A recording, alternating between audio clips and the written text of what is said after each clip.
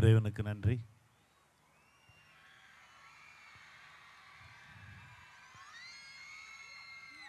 எல்லோருக்கும் வணக்கம். நல்லா இருக்கீங்களா? ரொம்ப மகிழ்ச்சியான ஒரு தருணம்.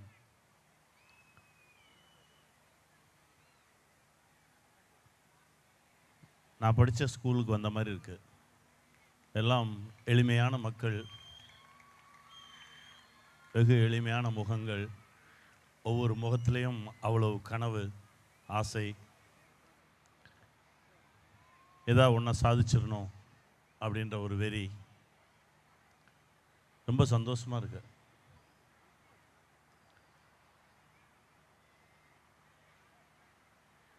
ஜெயேந்திரா ஸ்கூல் பெரியவருடைய கொள்கைகளில், அவருடைய பேச்சுக்கள், அவருடைய எழுத்துக்கள், இது எல்லாத்துலேயுமே ஒரு பெரிய ஈடுபாடு கொண்டவன் நான். இங்கே வந்ததுக்கப்புறம் தான் தெரிஞ்சது பெரியவருக்கும் இந்த பள்ளிக்குமான தொடர்பு என்ன. ரொம்ப நிறைவாக இருக்குது. ஏன்னா எந்த விஷயமுமே திட்டமிட்டு நடப்பது கிடையாது. அதுவாக நடக்கும், அதுக்குள்ளே நாம் இருப்போம், அவ்வளோதான். இதை நான் ரொம்ப நம்புகிறவன்.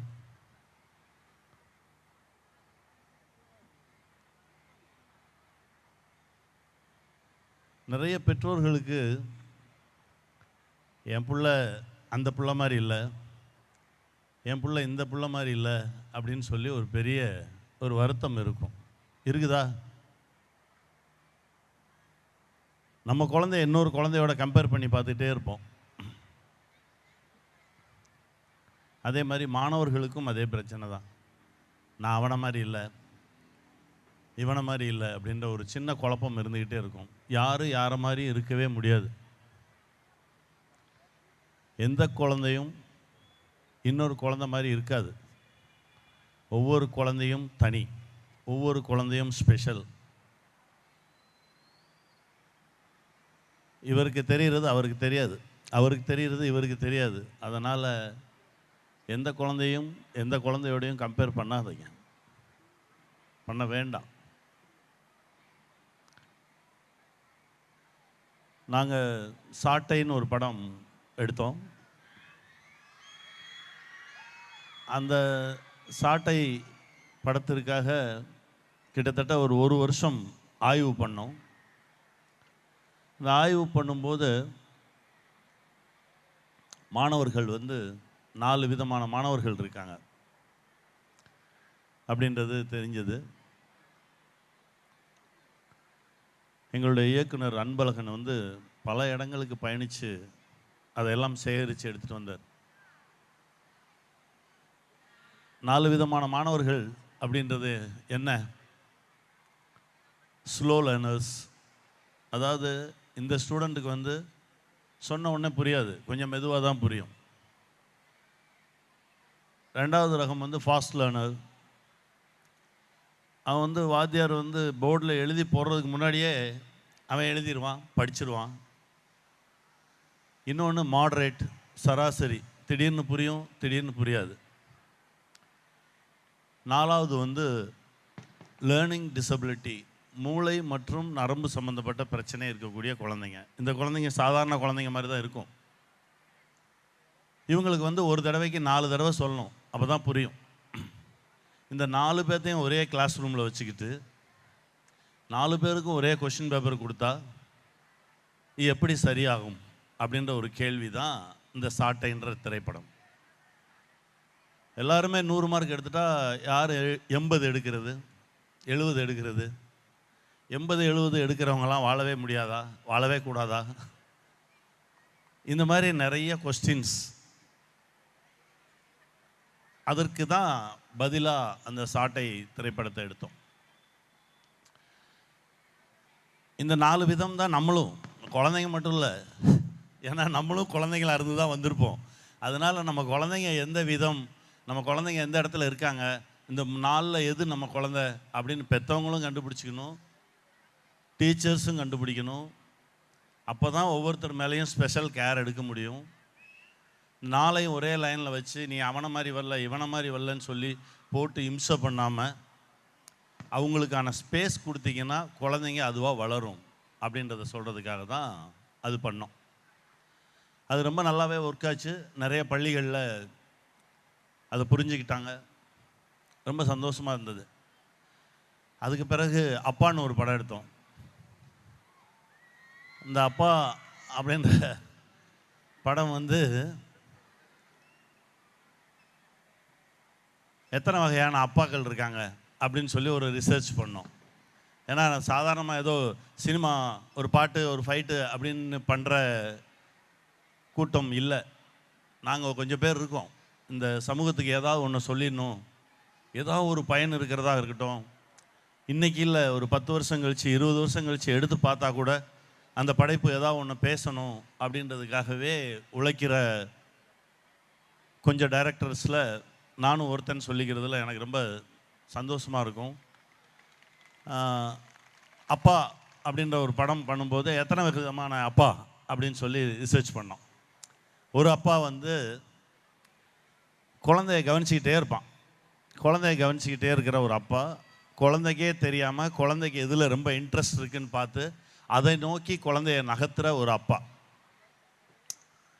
வளர்க்குற அப்பான்னு கூட சொல்லக்கூடாது, நகர்த்துற அப்பா, உயர்த்துற அப்பான்னு சொல்லணும். வளர்க்குறதுக்கு என்ன ஆடா மாடா, உயர்த்துறவங்க. அதாவது குழந்தையோட தரத்தை குழந்தைக்கே தெரியாமல் அப்படியே கைப்பிடிச்சி எடுத்துகிட்டு வர்ற ஒரு அப்பா.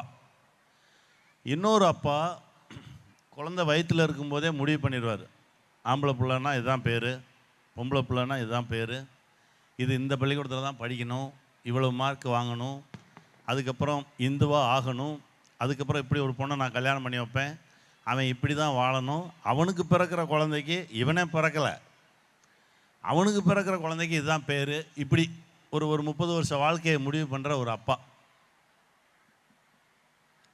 இன்னொரு அப்பா, அதாவது நல்லவனை பார்த்தா சிரிச்சுக்க, சரியில்லாதவனை பார்த்தா விலகிக்க, நம்ம கேட்கடா வம்பு, இருக்கிறன்னு தெரியாமல் இருந்துட்டு போயிடணும் அப்படின்னு ஒரு அப்பா. இந்த இடம் தெரியாமல் இருக்கிறவங்க இருக்காங்கல்ல, அவங்க தான் ரொம்ப டேஞ்சர். அவங்க நடுவில் இருப்பாங்க, அப்படியே போயிடுவாங்க. அதாவது அவங்க வாழ்ந்ததுக்கான எந்த அடையாளமும் இருக்காது. இப்போ நம்ம படித்த ஸ்கூலுக்கே போனால் கூட, சார் நான் உங்கள்கிட்ட தான் சார் படித்தேன் அப்படின்னு ஒரு வாத்தியார்ட்ட போய் சொன்னோன்னா, ஒன்று முதல் மார்க் வாங்கியிருந்தால் அந்த ஆசிரியருக்கு தெரியும், அப்படி இல்லைன்னா முட்டை வாங்கியிருந்தால் தெரியும். இந்த நடுவில் இருந்தோன்னு வச்சுக்கோங்க, இவன் போய் ஒன்று அந்த முதல் மார்க் வாங்கினவன் பேரை சொல்லணும், சார் நான் அவன் கிளாஸ் சார், இல்லைன்னா அந்த முட்டை வாங்கினான்ல அவன் பேரை சொல்லணும். அப்போ தான் வாத்தியாருக்கே அடையாளம் தெரியும். இது மாதிரி ஒரு 3 அப்பா. இந்த 3 அப்பாவில் ஒரு அப்பா தான் நம்மளாக இருப்போம், நம்மளுடைய தகப்பனாராக இருப்பார். இதை வைத்து ஒரு படைப்பு பண்ணுவோம் அப்படின்னு சொல்லி அந்த அப்பா திரைப்படத்தை பண்ணோம். அதுவும் நிறையா விவாதங்களுக்கு உண்டாச்சு, நிறைய பள்ளிகளில் பேசினாங்க. ரொம்ப அதெல்லாம் அந்த படைப்புகள் எல்லாம் தான் இப்போ என்னையை கொண்டு வந்து இங்கே நிறுத்தியிருக்கு. இப்போ ஜனார்த்தனன் சார் மாதிரி ஆட்கள்கிட்ட கொண்டு போய் சேர்த்தது, அதாவது நிறைய பள்ளிகளுக்குள்ளே கொண்டு போய் சேர்த்தது, இது வந்து இந்த மாதிரி ஒரு படைப்பு தான். என் குருநாதர் அடிக்கடி சொல்லுவார், உன் படைப்பை வச்சே நீ யாருன்னு சொல்லிடலாம். ஒரு படைப்பாளியோட 3 படைப்பை பார்த்தா போதும், அவன் கேரக்டர்ஸ் என்னன்னு தெரியும், அவனுடைய ஒரிஜினாலிட்டி என்னன்னு தெரியும், அவன் யாருன்னு சொல்ல முடியும் அப்படின்னு சொல்லுவார். இதுக்கப்புறம் ஆசிரியர்களை பற்றி ஒரு ரிசர்ச் பண்ணோம். இப்போ பசங்க 4 விதம், பெற்றோர்கள் 3 விதம்னு கண்டுபிடிச்சோம். இப்போ டீச்சர்ஸ் எத்தனை விதம் சொல்லுங்கள் பார்ப்போம். டீச்சர்ஸ் 2. ஒன்று படித்த டீச்சர், இன்னொன்று படிக்கிற டீச்சர். படித்த டீச்சர் எப்படின்னா, படித்து முடித்து வேலை கிடச்ச உடனே படிக்கிறதை நிறுத்திடுவாங்க.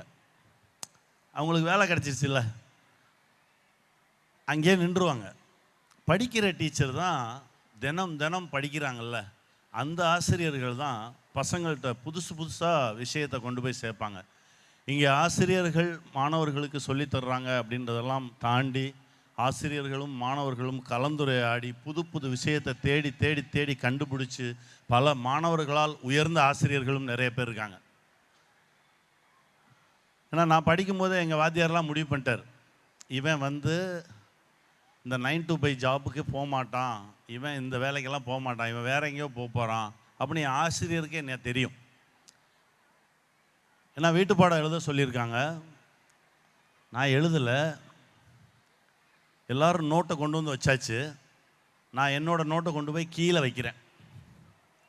ஏன்னா ஒன்று ஒன்றா வாத்தியார் பார்த்துட்டு கீழே இருக்க நோட்டுக்கு வரும்போது 45 பேர் நாங்கள் கிளாஸில் வரும்போது பெல் அடிச்சிடும், முடிஞ்சிடும் கிளாஸு அப்படின்னு. எங்கள் சார் வந்தவுடனே கீழேருந்து உருவிட்டார். கீழேருந்து உருவுனா நான் முழிச்சுக்கிட்டு நிற்கிறேன். 7வது படிக்கிறேன். அப்போது 7வது படிக்கும்போது எடுத்து புரட்டி பார்த்தா அதில் ஒரு கதை எழுதியிருக்கேன். அதான் நான் எழுதின முதல் கதை. பெரிய பெரம்பு இருக்கும் அப்போல்லாம். இப்போ தானே அடிக்கூடாது இதெல்லாம். என்னையெல்லாம் கொண்டு போய் விட்டுட்டு மூஞ்சை மட்டும் விட்டுருங்க சார், மீது என்ன வேணாலும் பண்ணுங்க இவனை அப்படின்னு விட்டு வந்துட்டாங்க பள்ளிக்கூடத்தில். ஏன்னா பெரிய பெரம்பு, அந்த பெரம்பை எடுத்து வச்சுட்டு இங்கே வேடா அப்படின்னாரு. நான் போய் நிற்கிறேன்.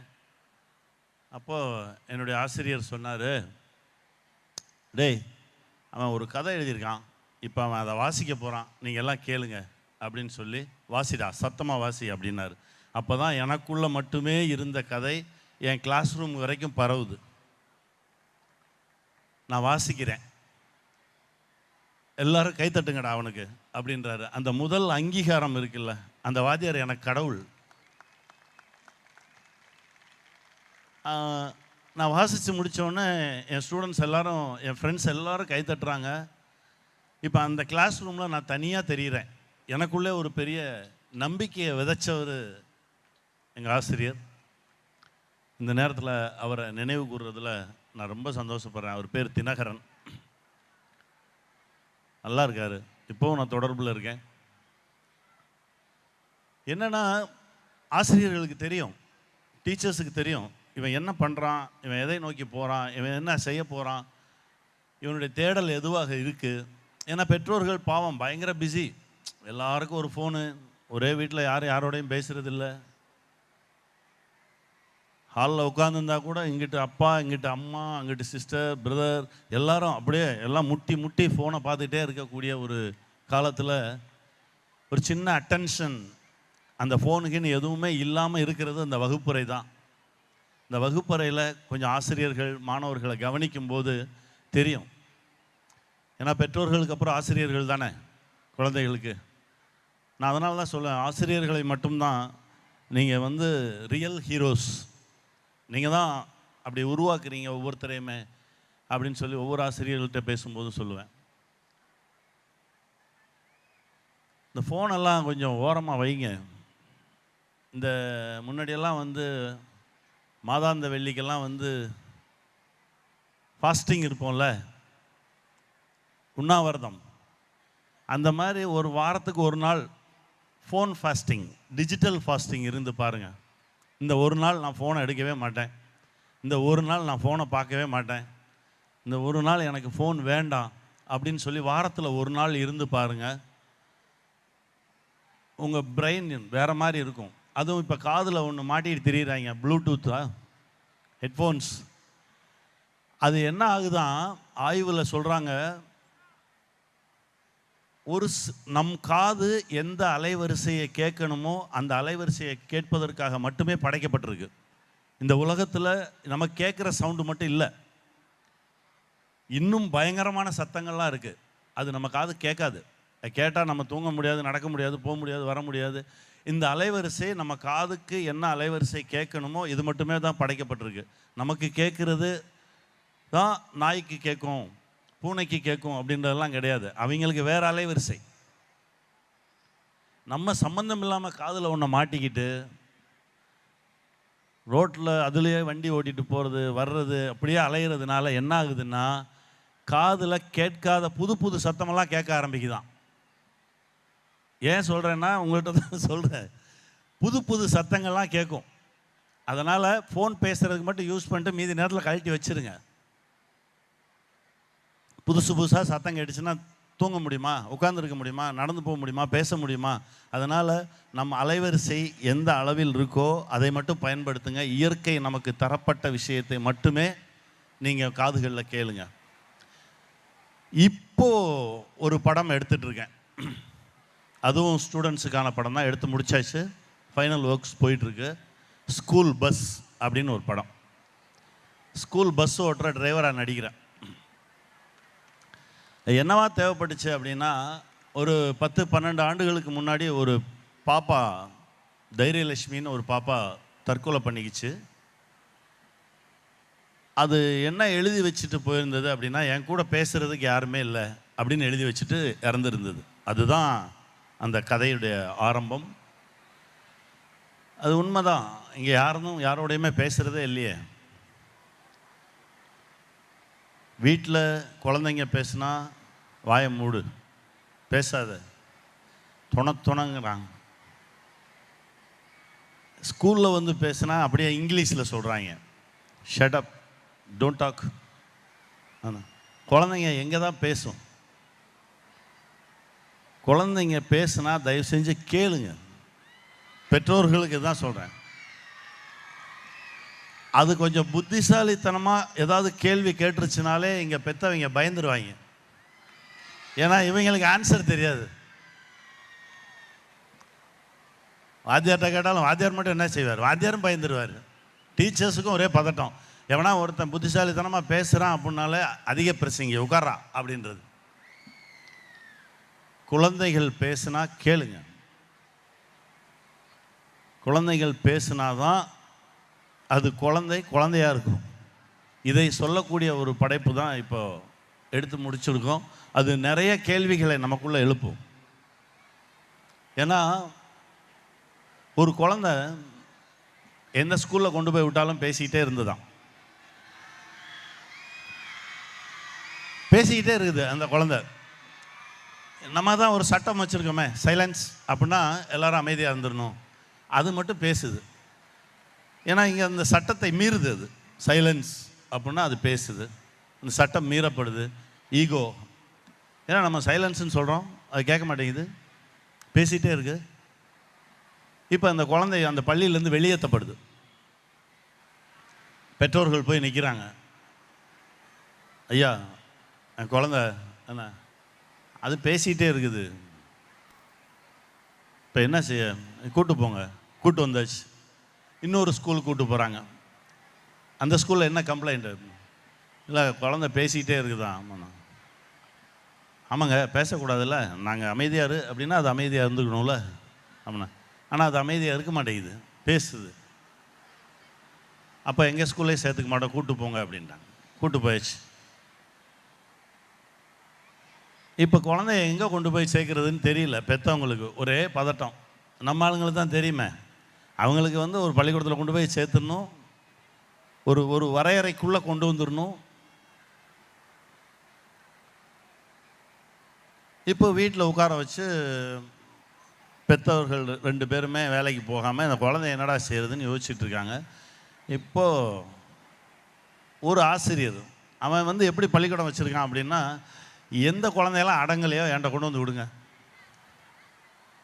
எதெல்லாம் உங்கள் சொல் பேச்சு கேட்கலையோ அதை என்கிட்ட கொண்டு வந்து விடுங்க, நான் பார்த்துக்கிறேன். அந்த பள்ளிக்கூடத்தில் ஒரு குழந்தை கூட சேரலை, அவன் மட்டும் தனியாக இருக்கான். என்னைக்காவது ஒரு நாள் ஒரு ஸ்டூடெண்ட் வருவான் அப்படின்னு. அப்போது அங்கே கூப்பிட்டு போகிறாங்க. வேறு வழியே இல்லை பேரண்ட்ஸுக்கு. ஏன்னா நம்ம பேரண்ட்ஸுக்கு என்ன பிரச்சனை அப்படின்னா, நம்ம குழந்தை என்ன படிக்கணுன்றதே பக்கத்து வீட்டுக்காரன் குழந்தை தான் முடிவு பண்ணும். ஏன்னா அந்த குழந்தை என்ன படிக்குதோ அதை கொண்டு போய் சேர்த்துடணும், அவங்க என்ன செய்கிறாங்களோ அதை செய்ய வச்சிடணும்.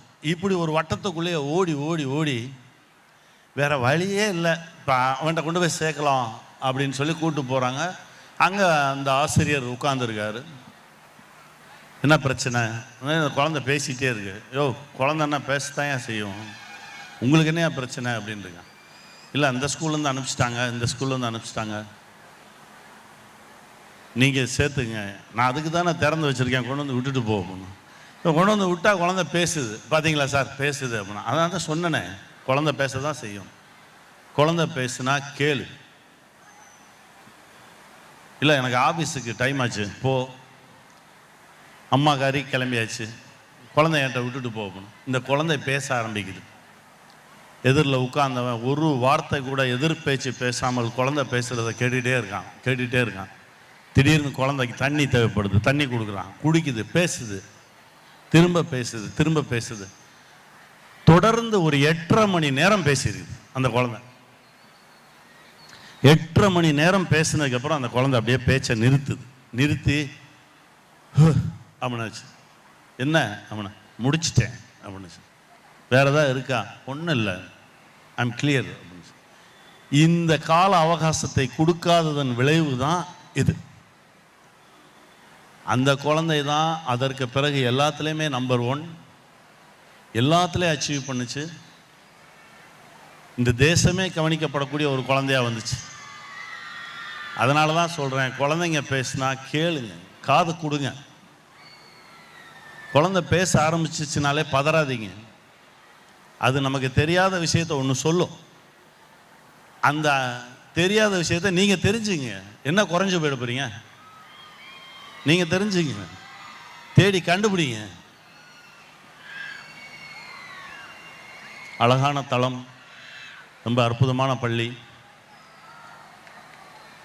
இங்கிருந்து கடந்து போன 31 ஆண்டுகளில் இந்த உலகம் முழுவதும் விரவி இருக்கக்கூடிய மாணவர்கள் அனைவருக்கும் என்னுடைய நெஞ்சார்ந்த வாழ்த்துக்கள். ஒரு நல்ல தளம். எல்லோருமே ரொம்ப, அவங்க பேசும்போது, என்னோடு உரையாடும்போது அவ்வளவு நிஜம் பார்த்தேன். உங்கள் மனசுக்கு இன்னும் நிறைய சாதனைகள் நடக்கும். நிறைய தளத்துக்கு உயர்வீங்க. ரொம்ப சந்தோஷமாக இருக்குது. இந்த மாலை வேளையில் உங்களை எல்லாம் சந்தித்தது எனக்கு பெருமகிழ்ச்சி. இன்னும் நிறைய நல்ல விஷயங்களோடு உங்களை நான் சந்திக்கிறேன். மகிழ்ச்சியாக இருங்க, சந்தோஷமாக இருங்க. வாழ்க்கை வாழ்வதற்கு மட்டும்தான், யாருக்காகவும் விட்டு கொடுக்காதீங்க. உங்கள் வாழ்க்கையை நீங்கள் வாழுங்க. அடுத்தவங்களை முடிவெடுக்க விடாதீங்க. தப்போ சரியோ நீங்கள் முடிவெடுங்க. நம்ம தோத்தா அது நம்மளாக இருக்கட்டும். வெற்றியும் தோல்வியும் நம்ம கையில் தான் இருக்குது. ஏனிய கூரை மேலே போடாதீங்க, வானத்தை நோக்கி போடுங்க. வெல்வோம். வாழ்த்துக்கள்.